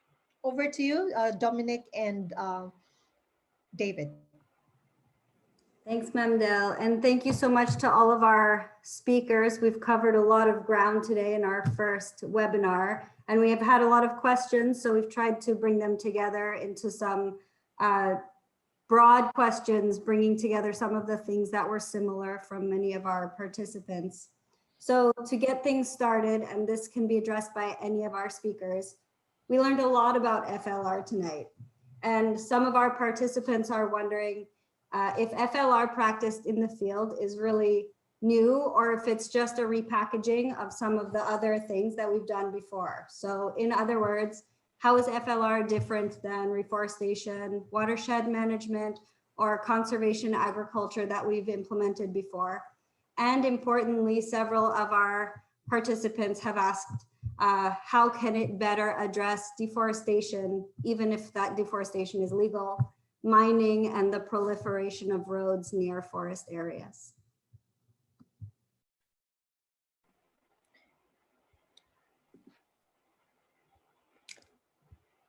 I think I can address that first question a little bit. There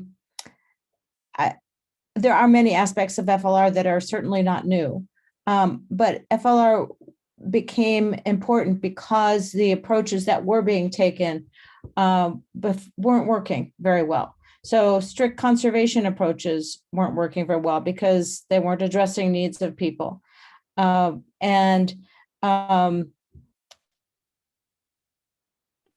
The forestry approaches were not working very well either.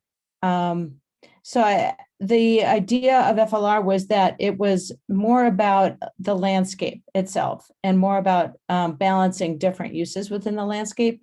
And that kind of approach had not really been taken before because there wasn't accountability for the overall balance of activities and benefits within a landscape before.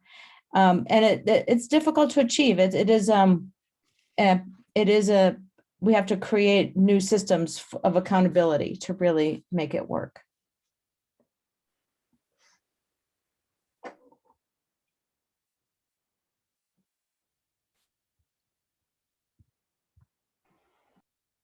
Is there anybody else who would like to respond to that question?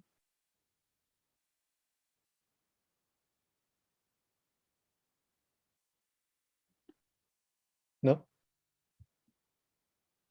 Okay. So I will pose another question, which is somewhat tied in.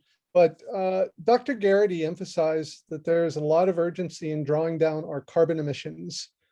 And there is similar urgency in rebuilding habitat for biodiversity, enhancing livelihoods, improving landscape hydrology, etc. And FLR sounds like a great solution for those and other land management issues. Yet in the Philippines, it's often difficult to achieve success even on a project basis. So what do we gain by scaling up to the landscape level where there are more stakeholders, more views of degradation, more management objectives, more trade-offs, and greater complexity overall? And as asked by one of our participants, how many years will it take to stabilize the FLR initiatives? David, did you want me to address that question? Happy to have you address it, or anybody who's interested in addressing it. Yep. Okay. Well, I think the crux of it is the concern that by scaling up to the landscape level, it may introduce sufficient complexity to make it more difficult to do restoration, and that is something, of course, that we see a lot of concern about. But as Robin emphasized so well, working at the landscape level enables you to examine the interactions between different land management units, so that you're not restoring a given plot of land or a given farm, but you're actually looking at how the entire set of different types of ecosystems in a watershed are being treated for restoration. And unless you do that, the activities on an individual piece of land oftentimes are neutralized or reversed by things that are going on in other parts of the landscape, particularly upstream.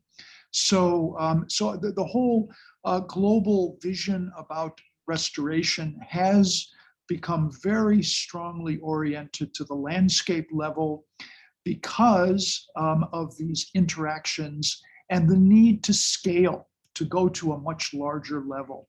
As Robin mentioned also, so much of the past efforts that were directed to restoration oftentimes were characterized as tree planting projects, particularly timber plantations on small pieces of land. And these do not scale. We can only get to the kinds of millions of hectares of scalable restoration when we engage the citizenry in communities all across the country, looking at their own interests and how their own needs and livelihood demands can interact with and gain from the restoration activities themselves. So a landscape approach is the way in which globally and in many countries restoration is being viewed nowadays as a means to really accelerate the scaling process. Great, thank you, Dennis. Would any of our other speakers like to address that question?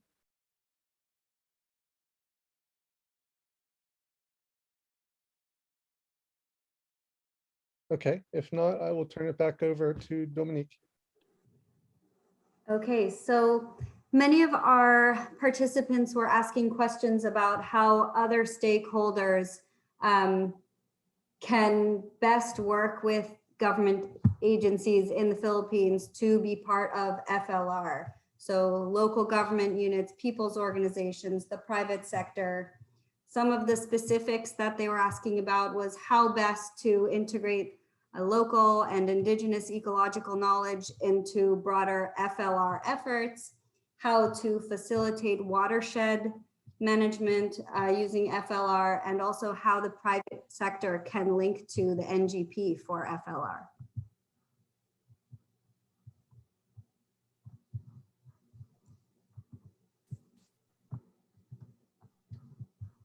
Can I respond to that? Yes, of course, please.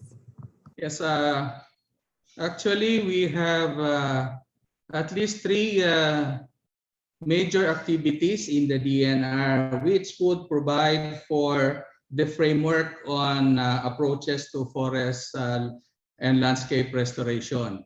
So while this may be considered new under the FLR, I think this has been the practice that had evolved through time.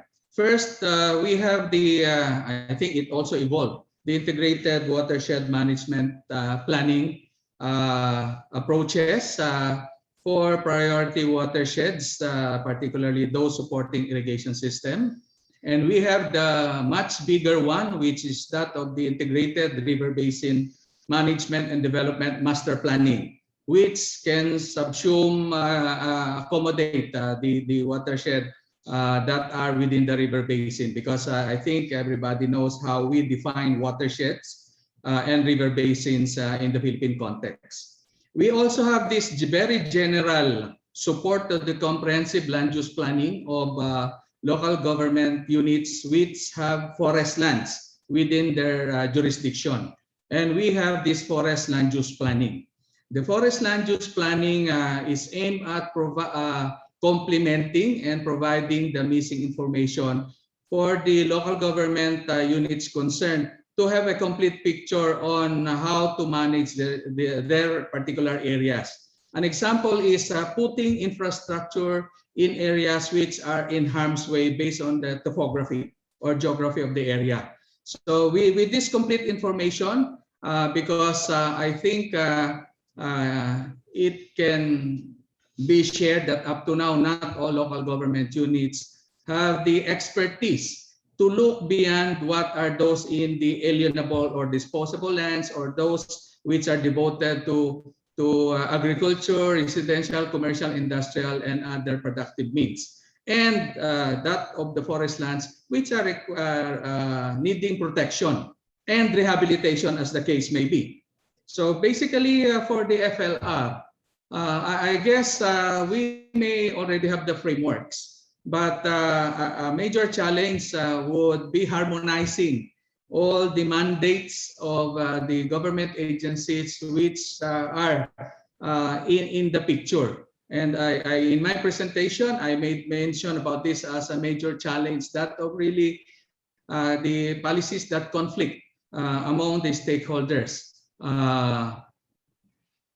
But ideally, in all these planning exercises, processes, and activities, we ensure that all the stakeholders are involved, starting with a very clear stakeholder analysis.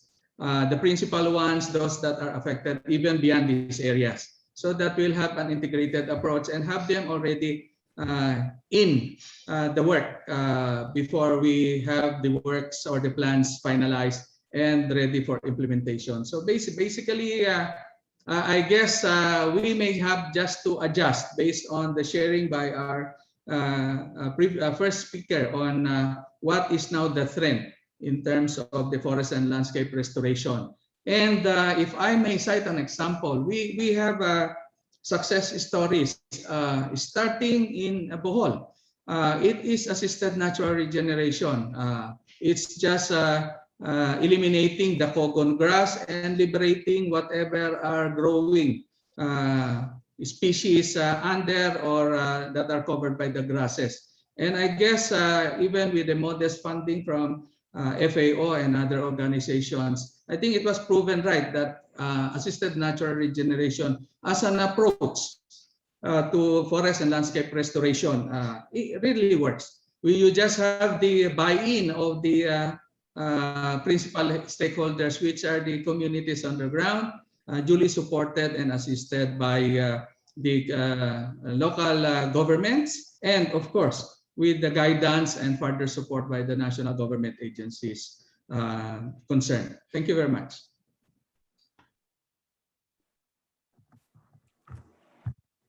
Great, thank you. If I may also add on that particular question, and I would like also to supplement what the Assistant Secretary mentioned. Well, basically, the main concern of local government units right now is really they are preparing so much plans. They are preparing a lot of plans that should be submitted to the national government. And I think, sorry, I was cut during my presentation, I lost my connection, but trying to look on also on what the good secretary mentioned, it's really, the key is more of this integrated land use planning and management that could bring together LGUs planners, conservation planners, urban planners, and other stakeholders in one room to plan and not, or to harmonize the respective plans so that we could have one plan within the landscape and avoid this conflicting, sometimes overlapping many LGUs plans that they're currently preparing. So I think it's really very important to bring all of them together in one planning room and do the planning within or considering the landscape. And there are a lot of, I would say, options that could be used by them, trying to look on some of the available, I would say, technologies and approaches that could be included in that particular plan. So meaning they should work together in one room. Thank you. Thank you so much for all of those responses. I think maybe, do we have time for one more in our Q&A? David, I'll leave it to you to go for one more question before we wrap. Okay, well, I think Director Isaac Amaro and Engineer Contreras kind of pointed us forward in a nice segue to kind of ending this session or this webinar. But basically, if others would like to address this, and it's essentially the question of, well, we're not starting from scratch, obviously, in the Philippines. The Philippines government, international funders, and other actors have all been working on various aspects of forest and landscape restoration. And the question now is, how do we synergize or harmonize that strategy? And Engineer Contreras pointed out, I think, what is called the jurisdictional approach, basically looking within a set landscape and trying to find out ways to bring actors together from different sectors as a way to essentially compromise what is the best way forward. And so the question would be for everyone here, kind of what else needs to be done to move this whole strategy forward in the context of the Philippines? So thank you. Dennis, David, I think we have a hand, and I think we could get one question from the participants directly. We have Mr. Ruben Amparado raising his hands, and unfortunately, we need to close this panel discussion and go to the way forward. I would just like to mention at this point that we are keeping all your questions, and we will be responding to your questions via email with the help of our speakers. We promise we will face the speakers' response to do this, because we don't have time really to attend to a multitude of questions, and we appreciate all of them. Okay, please, thank you. Go ahead.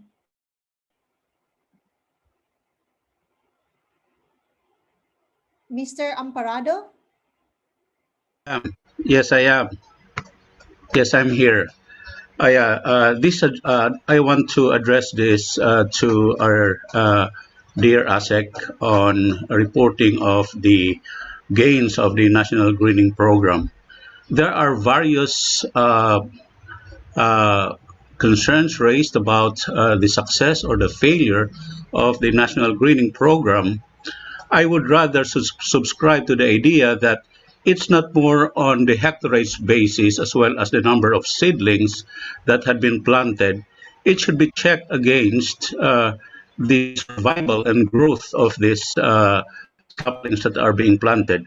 Accordingly, according to reports, and I would not quote somebody here, but 80% of those which had been planted had died.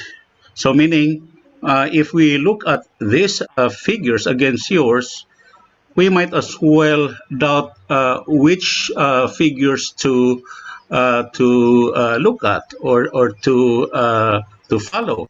So I would suggest that we will make use of other monitoring systems, especially with FLR projects of government, to look into the satellite imagery as well as the drone, because they provide an actual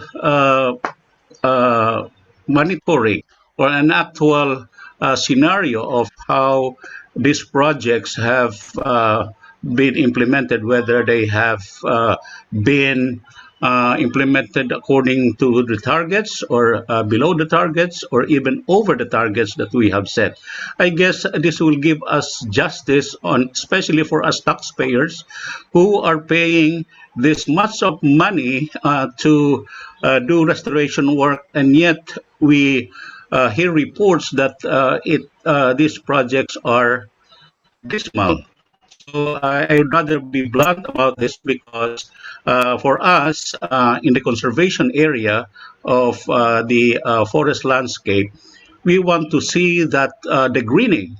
So your figures on 2 million hectares, well, that's very encouraging, and yet we see also reports that our forests, our natural forest or our virgin forest is already less than 1 million hectares. So that's over 1 over 30. So that's even dismal to look into. So please, if you do some reports, please also cite some sources for us to follow. And if you can provide us with these sources, we'll check that against also our sources, such that we'll have convergence. Thank you very much, and God bless you, sir. Thank you, Mr. Amparado, for your concern.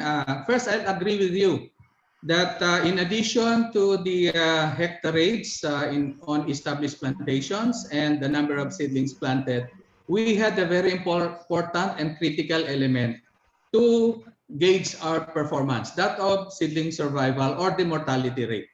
And as I have shared with the query on the chat box, we have the guidelines providing for third-party validation.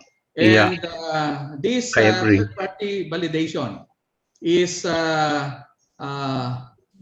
prescribed for plantations established from 2016 and earlier. So basically from the time we started the National Greening Program. However, under the expanded National Greening Program, this was no longer strictly required, more on monitoring evaluation.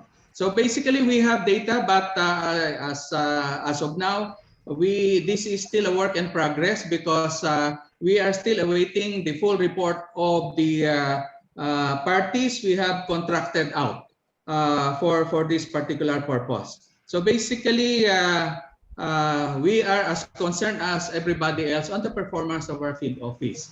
And I think if there is one thing that provides for an inspiration, is that use of satellites, because the third-party validation provides for sampling on the ground. And we cannot do 100% sampling considering the 2 million hectares we already have planted. So basically, we resort to sampling, and the sampling, well, we know that because it's sampling, chances are it may not be representative of the performance on the positive and on the negative side. But we are very happy that with the satellite imageries, with drones and all these technologies that are of within reach in terms of our purpose, we are able to really validate the report submitted by our field offices and reflected on our geographic information systems or databases. So rest assured that we are one with you, because we want to prove to everybody. In fact, no less than the Honorable Congress, former Senator, now the lone district representatives of Antique, is very much concerned on the performance, particularly on seedling survival or their mortality rate. On the last point that you raised, I think we have to distinguish. While the National Greening Program came out as a separate program, it is part of a two-prong approach to address forest cover. First is that of the issuance of an executive order early on, declaring moratorium on the cutting of natural forests. And we have another program catering to the existing forest cover, particularly the old growth or the virgin forest as you call it, and all natural stands. So this is another program which we have under the Forest Protection Program. So there is these two sides of a coin in addressing. So because there are many schools of thought that it is better to protect the remaining forest than to establish or rehabilitate the degraded forest lands. But in Both, the case of the DNR and the government, we're addressing both, subject both. to. Yes, sir. Both. Thank you very much. Yeah, thank you very much, sir, for that very informative information about the current initiatives that government is doing. It's just that as citizens, as taxpayers, we need to be informed on how well the government has been implementing foreign denominated projects because we are the ones paying for this. These are not grants, these are loans. So we need to address this very well, and our secretary, our congressman from Antique, the Lone District of Antique, is very much aware of how these funds are being allocated and how they are being disbursed in the field. So thank you very much, sir. I'm impressed. Thank you.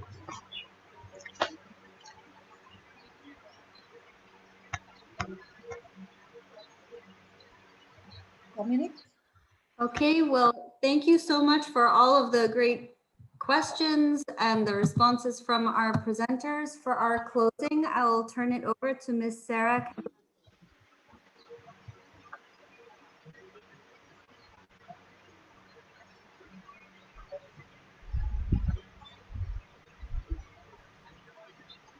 Hello, I'm not sure if I lost the sound there. Can you hear me? Yes, you are good, Sarah. Go ahead. Good afternoon. Thank you so much, ICRAF and partners, for inviting me to summarize and offer ways forward as we close this inspiring webinar. I must say it's a bit of a challenge to close this after hearing Deputy Speaker Lagarde close our webinar last year and after hearing all the important information and recommendations by the speakers and share their knowledge and wisdom today. I don't have so much facts to share, but stories that can help to meet the data presented. My NGO Green Relief was founded on the new leaf, playing with the word relief. Our origin story is founded on the idea that we can create new narratives after disasters and displacements in our climate vulnerable country. We started working with permaculture in the front lines in the aftermath of disasters, directly in communities, in evacuation centers and resettlements. Our dream is to help change the narrative of DRR into that of design for resilience and regeneration, where we can shift from survivors into thrivers as we design solutions beyond sustainable development into that of regenerative development. I'd like to summarize these key points presented from the regenerative lens and thinking of the people I work with closely in the stories they represent.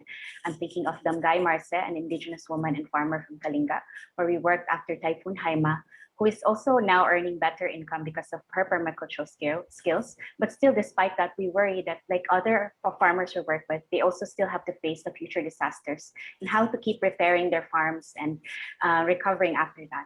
I think of our friends from Sarayo Forest Farms in Northern Samar, who are working with mangrove restoration, how they can scale through better financing opportunities. I think about Sir Jeff Pasikan, who's a government official from DTI in Kalinga, who work closely with our partner coffee farmers and working with the Provincial Coffee Council and how an agroecological agenda can help shift the growing Roundup ready corn production into integrated agroforestry systems for their shaded coffee. With these people in mind and the recommendations shared, I invite us to think about how we can restore our landscapes by scaling our interventions on 3 levels. So how might we scale up? By influencing policy, by integrating solutions with local development plans and financing efforts. As Dr. Garrity shared, it's all how we can develop regional and local land restoration plans. As Deputy Speaker Legarda shared, with her policies that she has authored over the years, is how to ensure people understand our laws, utilize and benefit from them.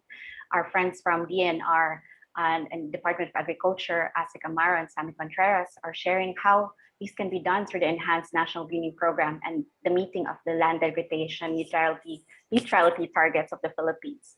And overall, everyone shared about how to strengthen livelihood and financing opportunities as part of these policy interventions. Next is how might we scale wide by mapping and replicating best practices. So Dr. Garrity also shared about making the efforts visible, how to document the mapping of tree cover change and show where restoration is necessary. The LDN targets and the National Greening Program have shared about the sharing of IEC materials, offering capacity building activities. And then lastly, it's also about scaling deep and how it is often missing in many change inventions. We ask, how might we build trust and relationships across sectors to address the mental models and to transform their relationship with their land and in the process, their leadership. And this is how all speakers highlighted how we engage different stakeholders, the government, business, civil society members, empowering people's organizations on the ground to do this. There's also this beautiful reframing of the tree planting, of the mass tree planting that Dr. Chazdan was sharing, that we have to look into the long term, not to rush, but look into not just the numbers, but the careful study of landscape and its actors. In summary, the speaker shared that the issues are systemic. Therefore, we must respond with a systemic approach. This is how we engage multiple roles of stakeholders, functions and services, integrated plans and management, and in the process, discover how ecosystems can offer a multitude of benefits. From a systemic lens, how can we ensure that the value of our environment is given priority while meeting our economic aims, as Deputy Secretary Legarda shared? How can we create a new system from this, according to Dr. Shazdan? And how can we green up to cool down in the process, as Dr. Garrity invites us? To me, it's about how we can not only restore, but also restore our sense of belonging and relationship to our landscapes. With this, I'm recalling a story of Maribel Remion from Leyte, who we were supposed to work with after Typhoon Haiyan on a native trees project. They wondered about how can trees be our solution when the uprooted trees themselves were the ones that caused loss and damages from Typhoon Haiyan, where their homes were damaged from the trees and people lost lives from it. And the answer that we were discovering from that process is about planting them in the right zones, and most importantly, native trees that grow deep roots. And this idea of deep roots was powerful for me because it reminded me that the more resilient ecosystems are rooted in indigenous wisdom that enable the indigenous peoples already on the landscapes in giving priority to local efforts and knowledge. While it is also the promotion of native trees, it is also where root systems, representing the metaphor of stakeholders working together from a deeper place, where at the heart of the intervention is ecosystem leadership, founded on restoring our cultural, social, economic, and ecological relationships. This is the heart of our upcoming learning journey and regenerative design lab for ecosystem restoration called Lakbayanihan, playing with the words lakbay, bayani, bayanihan, baybay, at an. Our overall goal is to establish an effective multi-stakeholder platform for leaders addressing ecosystem restoration in their communities to scale their solutions up, wide, and most importantly, deep. In collaboration with ECRAF and other partners, we aim to offer reflective dialogues as part of this webinar series to consult and harvest inputs from them to shape the national targets of the UN Decade for Ecosystem Restoration. Our goal is to highlight the new narrative of bayanihan, something we have romanticized as our sense of resilience over time, and we can also see that in the rise of the community pantries and how Filipinos have worked together, especially after disasters or in times of crisis. But perhaps this is the problem in the first place, as resilience is only a minimum standard. Now, just as what we are discovering that the narrative of sustainability is not enough. So the approaches we need now are shared also by the presenters, are ways that offer systemic, inclusive, long-term, and life-giving solutions, which are also the goals of regeneration, which we hope can be the new story of the Filipino people as we prepare for more increasing intense climate impacts in the country. Maraming salamat po, and hope that helps summarizes everything that we shared today, and looking forward to meeting you again in the next webinar. Thank you very much, Sarah. So as your moderator for today's webinar, we thank you everyone for your participation. The webinar review is online, and please kindly respond to the questions and you will have your e-certificate emailed to you.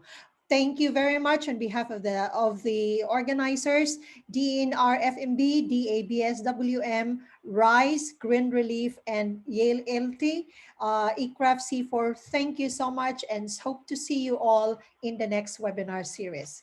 Bye. Thank you. you.